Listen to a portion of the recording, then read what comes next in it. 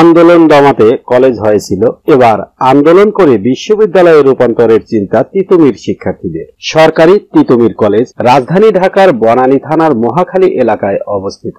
দেশের এক ঐতিহাসিক প্রতিষ্ঠা লগ্ন থেকেই নানা সময়ে এই কলেজের শিক্ষার্থীরা বিভিন্ন আন্দোলনের সাথে যুক্ত থেকেছেন। স্বাধীনতার পরেও আন্দোলনে সক্রিয় ভূমিকা পালন করেছে এই কলেজের ছাত্ররা। সম্প্রতি ঢাকা বিশ্ববিদ্যালয়ের অধীনে 7 কলেজের অংশ হিসেবে তিতুমির কলেজের শিক্ষার্থীরা কলেজটিকে বিশ্ববিদ্যালয়ে রূপান্তরের দাবিতে আন্দোলন শুরু করেছে। তিতুমির কলেজের ইতিহাস একদিকে যেমন আন্দোলনের সাথে যুক্ত, তেমনি প্রতিষ্ঠার পিছনেও ছিল একটি রাজনৈতিক ঘটনা। 1962 সালে পাকিস্তান সরকারের প্রবর্তিত হামিদুর রহমান শিক্ষা কমিশনের প্রতিবাদে গড়ে ওঠা আন্দোলনকে মোকাবেলা করতে পাকিস্তানের গভর্নর মোনায়েম খান জগন্নাথ কলেজের ডিগ্রি শাখাকে রূপান্তর করে, যা পরবর্তীতে 1968 সালে মহাখালীতে জিন্নাহ কলেজ হিসেবে প্রতিষ্ঠিত হয়। তবে 1971 সালে বাংলাদেশের স্বাধীনতা সংগ্রাম চলাকালে জিন্নাহ কলেজের ছাত্ররা প্রতিবাদ স্বরূপ কলেজের সাইনবোর্ড নামিয়ে ফেলেন। স্বাধীনতার পর কলেজটির নাম পরিবর্তন করে রাখা হয় তিতুমির কলেজ।